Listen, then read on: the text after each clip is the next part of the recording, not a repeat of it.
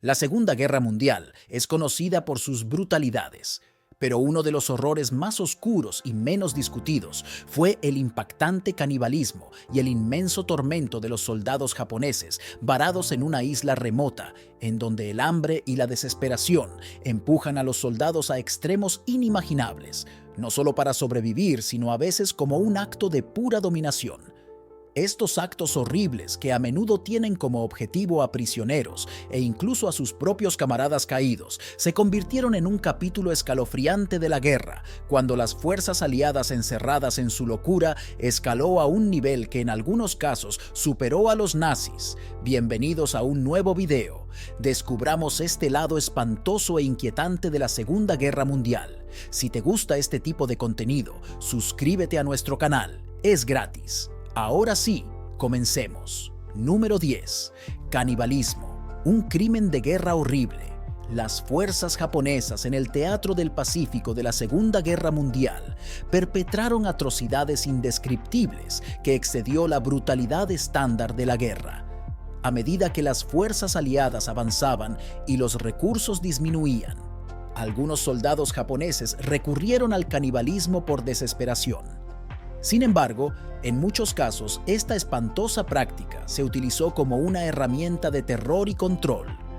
En lugar de simples informes de supervivencia, surgieron informes de comandantes japoneses que ordenaban el consumo de soldados enemigos y civiles locales.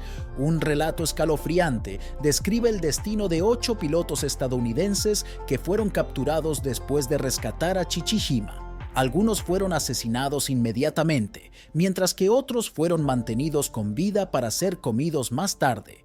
En casos particularmente horribles, según informes, las víctimas fueron desmembradas mientras aún estaban vivas.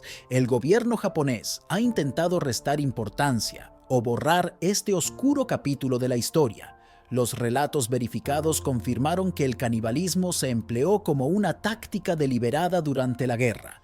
Estos actos de extrema crueldad sirven como un claro recordatorio de las profundidades de la depravación humana en tiempos del conflicto. Número 9. La masacre de Nanjing. Un capítulo oscuro en la historia. La masacre de Nanjing, también conocida como la violación del Nankín, marca uno de los capítulos más oscuros de la historia moderna. Luego de una brutal victoria en Shanghái durante las primeras etapas de la Segunda Guerra Mundial, el ejército imperial japonés puso sus ojos en Beijing, la capital de China. Anticipó pérdidas militares significativas.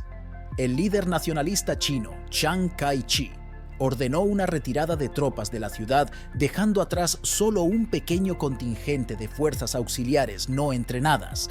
Esta decisión resultó catastrófica, ya que dejó a los civiles vulnerables a los horrores inminentes que se desarrollarían durante las siguientes 6 semanas. El 1 de diciembre de 1937, el gobierno chino abandonó oficialmente Nankín y la puso bajo el control de un comité internacional encargado de proteger a los civiles. Sin embargo, el 13 de diciembre, las tropas japonesas lideradas por el general Matsui invadieron la ciudad impulsadas por una combinación de hambre y deseo de venganza por sus camaradas caídos. Estos soldados desataron una ola de violencia que llevaría a sufrimientos inimaginables. Familias fueron masacradas en sus hogares. Las ejecuciones públicas se convirtieron en algo común y las calles se llenaron de cadáveres. Las estimaciones sobre el número de muertos varían ampliamente. Sin embargo, se cree que entre 200.000 y 300.000 personas perdieron la vida durante este periodo. Uno de los aspectos más horrendos de la masacre fue la violencia sexual generalizada infligida a las mujeres. Los informes indican que entre 20.000 y 80.000 mujeres fueron violadas y asesinadas de manera brutal. La destrucción fue extensa. Se estableció aproximadamente un tercio de la población en llamas, mientras las fuerzas japonesas intentaban saquear y aniquilar la ciudad. La masacre comenzó oficialmente el 13 de diciembre y duró 6 semanas. Durante este tiempo, los soldados chinos capturados fueron ejecutados en masa en violación de las leyes de tiempos de guerra. También se atacaron civiles varones. Muchos fueron acusados falsamente de ser soldados. Sumariamente, el ejército japonés empleó tácticas como limpiar operaciones en las que se suponía que cualquier hombre sano era un soldado y posteriormente ejecutado. La respuesta de la comunidad internacional fue limitada a pesar de los esfuerzos de los ciudadanos extranjeros que viven en Nanjing para establecer una zona de seguridad para proteger a muchos civiles. No pudieron escapar de la violencia.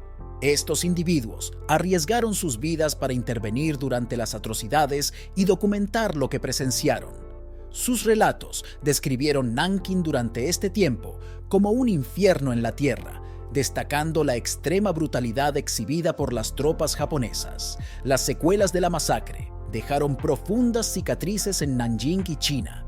En medio del caos, se crearon fosas comunes en toda la ciudad, lo que hizo imposible un recuento preciso de las víctimas. El Tribunal de Crímenes de Guerra de Tokio posteriormente abordó estas atrocidades, pero muchos perpetradores enfrentaron consecuencias mínimas por sus acciones. Las masacres de Nankín, su legado, continúa suscitando fuertes sentimientos y discusiones sobre memoria histórica y responsabilidad. Los testimonios de los sobrevivientes se han preservado a través de diversas iniciativas destinadas a garantizar que estos eventos no sean olvidados. La masacre sirve como un claro recordatorio de la capacidad de la humanidad para la violencia y la importancia de recordar la historia para prevenir futuras atrocidades. Número 8. El ataque a Pearl Harbor, el Día de la Infamia. El 7 de diciembre de 1941 a las 7:48 de la mañana, hora de Hawái, Japón lanzó un asalto aéreo sorpresa contra la base naval de los Estados Unidos en Pearl Harbor. Este ataque devastador marcó un momento crucial en la historia que condujo a la entrada de Estados Unidos en la Segunda Guerra Mundial y alteró el curso. Durante el conflicto, el asalto implicó una operación meticulosamente planificada con 353 aviones japoneses, incluidos torpederos, bombarderos en picado y cazas. La primera oleada tuvo como objetivo aeródromos y acorazados con el objetivo de incapacitar a la flota del Pacífico de los Estados Unidos. En los primeros minutos del ataque, 4 acorazados fueron alcanzados, incluido el USS Arizona, que sufrió una explosión catastrófica después de que una bomba encendiera sus depósitos de municiones. Esta explosión provocó la pérdida de 1.177 miembros de la tripulación, lo que lo convirtió en uno de los incidentes más mortíferos del ataque. En poco más de una hora, las fuerzas japonesas infligieron graves daños a los activos militares estadounidenses. 8 acorazados fueron dañados con 4 hundimientos hasta el fondo del puerto. Además de los acorazados, muchos otros buques y más de 100 aviones fueron destruidos o quedaron inoperables. El número de víctimas humanas fue asombroso. Aproximadamente 2.393 estadounidenses perdieron la vida ese día con 1.178 heridos. El presidente Franklin D. Roosevelt se refirió al 7 de diciembre como una fecha que vivirá en la infamia. Durante su discurso ante el Congreso al día siguiente mencionó: "Anoche los japoneses atacaron la isla", y enfatizó que el ataque se llevó a cabo sin una declaración formal de guerra, violando las convenciones internacionales y atrayendo la condena mundial. Este ataque no provocado impulsó a Estados Unidos en el conflicto que condujo a declaraciones inmediatas de guerra contra Japón y posteriormente contra Alemania e Italia, y un posterior ataque de Japón.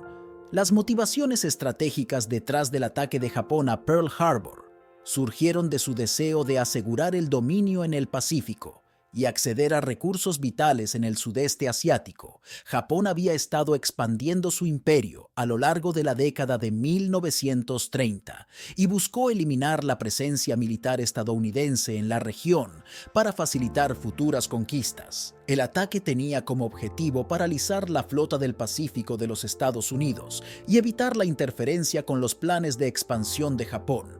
A pesar del éxito inicial del ataque, varios factores críticos en última instancia contribuyeron a la derrota de Japón en la Segunda Guerra Mundial. En particular, 3 portaaviones estadounidenses no estuvieron presentes en Pearl Harbor durante el ataque. Estaban realizando ejercicios de entrenamiento en el mar. Esta ausencia les permitió permanecer operativos y, en retrospectiva, desempeñar un papel crucial en las batallas posteriores en el Pacífico. Si bien Japón logró una victoria táctica en Pearl Harbor, fracasó estratégicamente al provocar una respuesta estadounidense que conduciría a su eventual caída. El ataque galvanizó a la opinión pública estadounidense y condujo a una movilización de recursos militares sin precedentes. Número 7.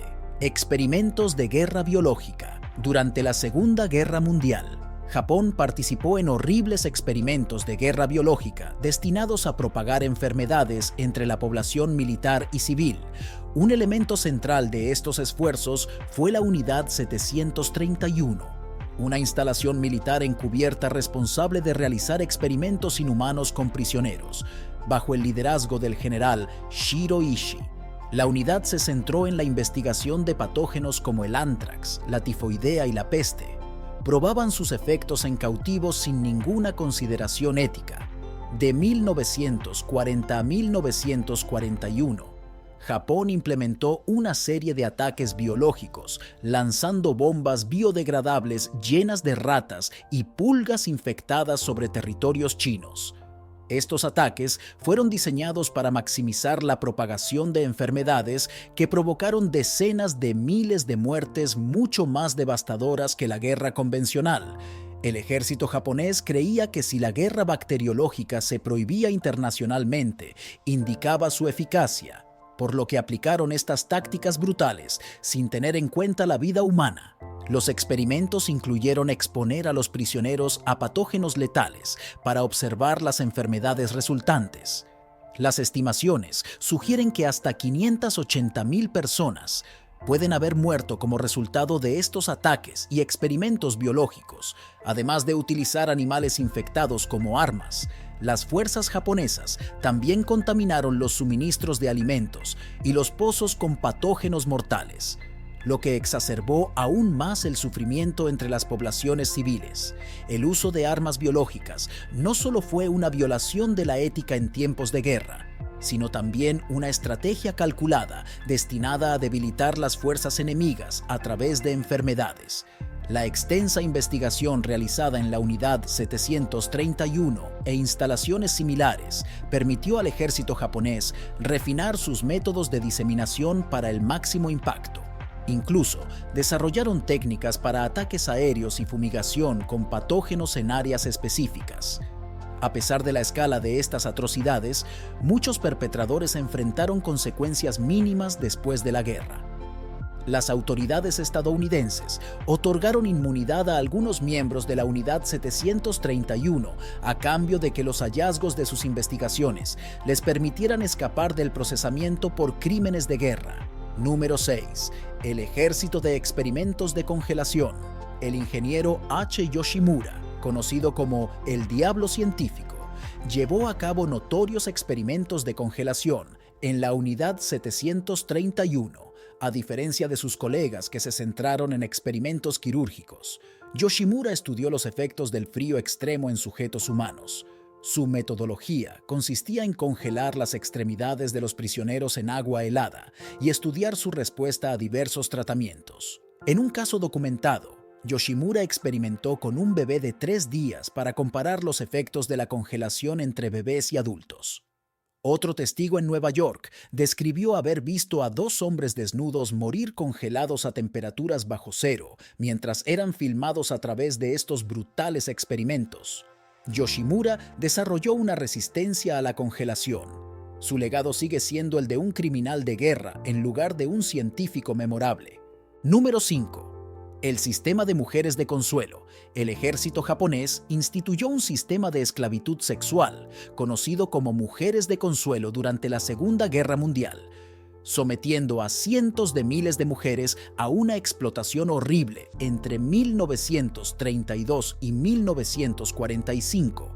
Inicialmente, las mujeres japonesas fueron reclutadas mediante engaños o coerción, pero el programa se expandió rápidamente para incluir a mujeres de territorios ocupados como Corea, China y Filipinas.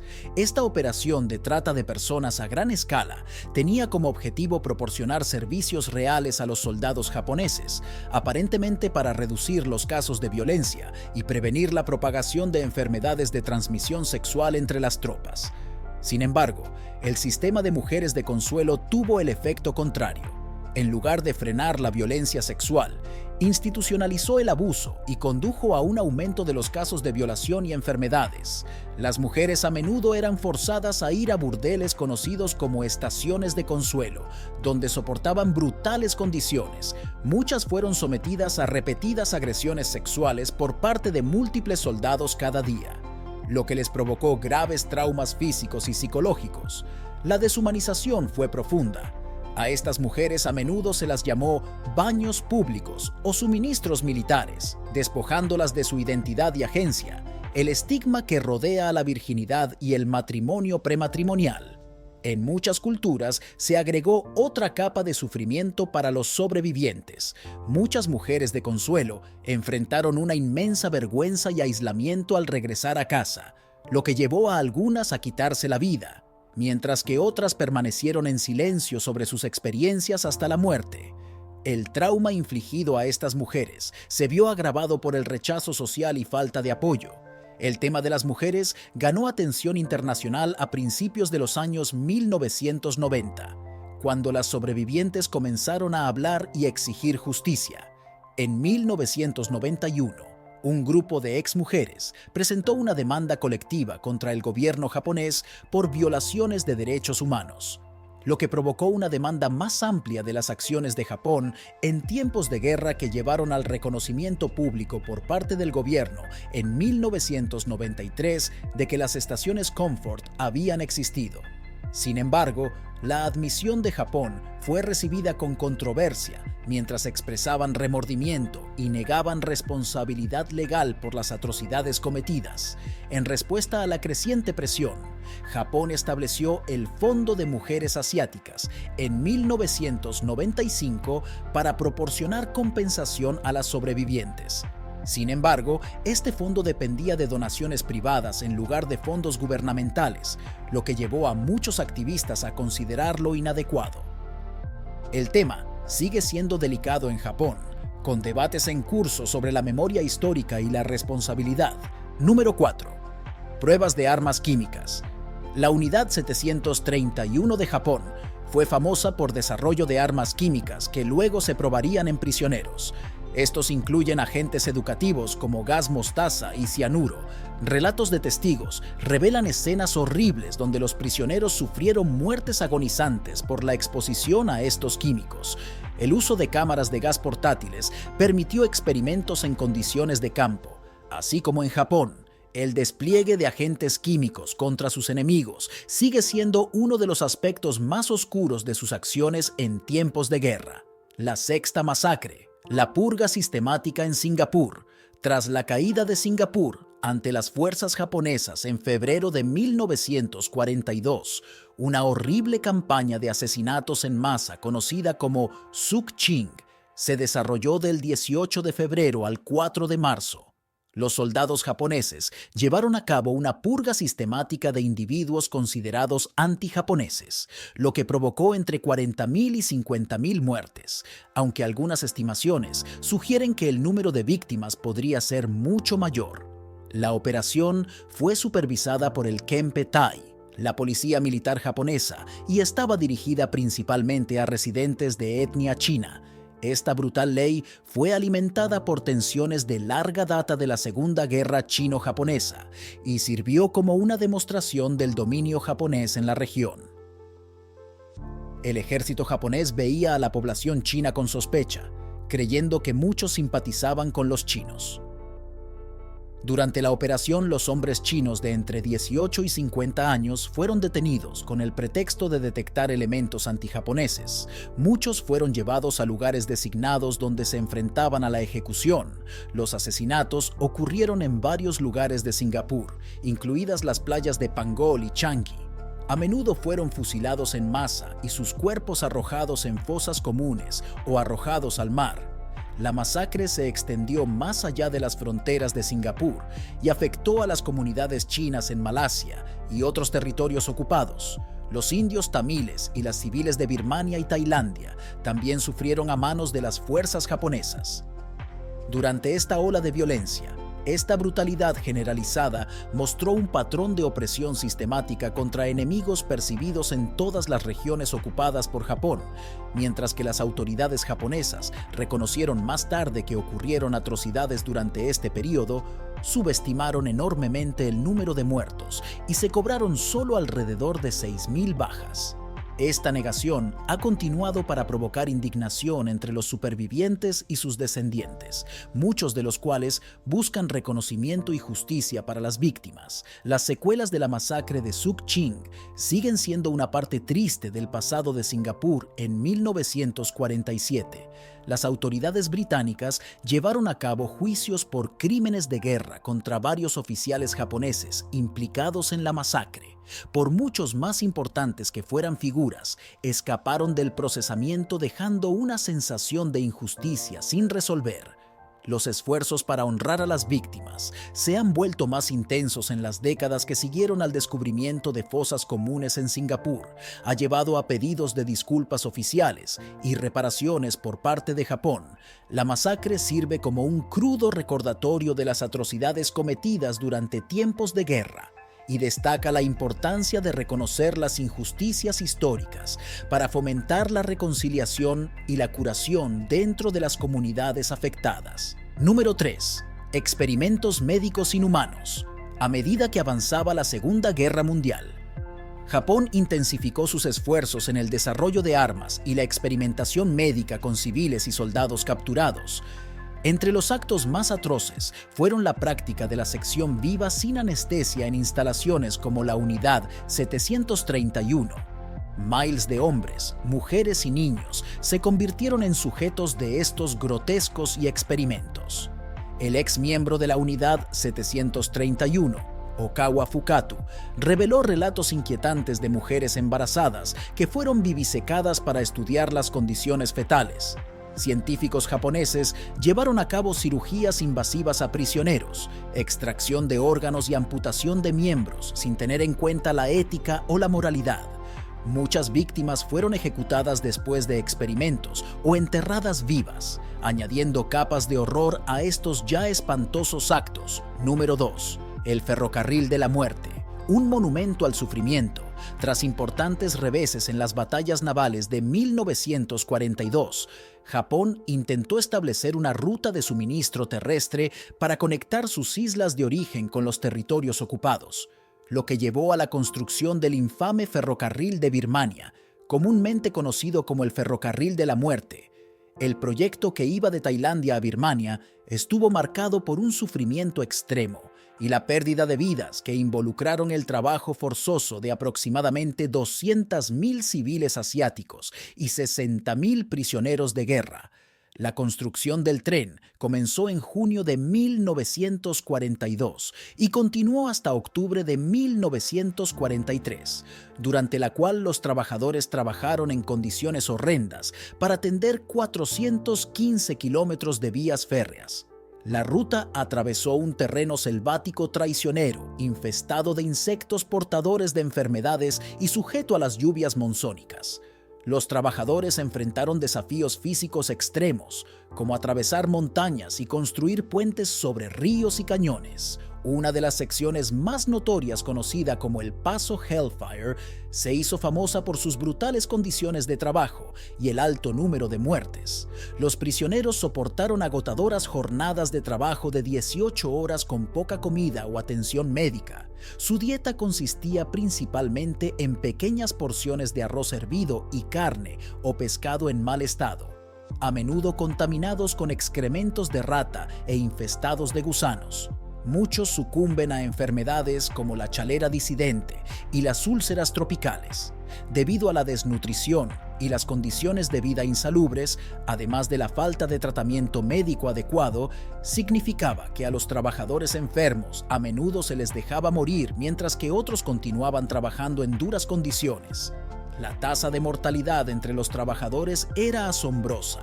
Las estimaciones sugieren que alrededor de 990.000 civiles asiáticos murieron durante la construcción junto con aproximadamente 12.000 soldados aliados. Las principales causas de la muerte incluyó malos tratos, hambre, exceso de trabajo y enfermedades. El implacable impulso del ejército japonés por la velocidad llevó a severos castigos para aquellos que no cumplían con las cuotas de trabajo. Algunos prisioneros fueron ejecutados por supuesta insubordinación. A pesar del inmenso sufrimiento infligido a los trabajadores, el ferrocarril se completó antes de lo previsto el 16 de octubre de 1943. El ejército japonés lo utilizó para transportar suministros y tropas durante sus campañas en el sudeste asiático. Sin embargo, la construcción dejó un legado duradero de dolor y trauma que continúa resonando hoy a lo largo de la ruta del ferrocarril. En las décadas posteriores a la guerra se han erigido monumentos tan sombríos, recordatorios del costo humano de este esfuerzo. El paso Hellfire se ha convertido en un lugar de conmemoración, donde los visitantes pueden aprender sobre las atrocidades cometidas durante su construcción. Estos monumentos sirven no solo como tributos a quienes perdieron la vida, sino también como recursos educativos destinados a garantizar que tales horrores no se olvidan. El ferrocarril de la muerte es un monumento al sufrimiento, un crudo recordatorio de la brutalidad de la guerra y la explotación de vidas humanas para beneficio militar. Reconocer esta historia es crucial para honrar a las víctimas y fomentar debates sobre las violaciones de derechos humanos en situaciones de conflicto. Mientras reflexionamos sobre este oscuro capítulo de la historia, es esencial recordar a aquellos que soportaron dificultades inimaginables y garantizar que sus historias sean contadas y recordadas por las generaciones venideras. Número 1. Atrocidades durante la Marcha de la Muerte de Baton. La Marcha de la Muerte de Baton es una de las atrocidades más infames cometidas durante la Segunda Guerra Mundial, después de que el general estadounidense Edward P. King se rindiera a las fuerzas japonesas el 9 de abril de 1942. Aproximadamente 10.000 soldados se convirtieron en prisioneros de guerra y se vieron obligados a vivir una agotadora marcha hacia el campamento O'Donnell en condiciones brutales. Muchos soldados sucumbieron al agotamiento o fueron ejecutados por intentar escapar o incluso hacer una pausa para buscar agua. Las estimaciones sugieren que entre 7.000 y 10.000 hombres perecieron durante este desgarrador episodio. Llegamos al final de este video. Cuéntanos tu opinión en la cajita de comentarios. Si te ha gustado el video, dale like, suscríbete y no te olvides darle a la campanita para que no te pierdas próximos videos como este. Hasta la próxima.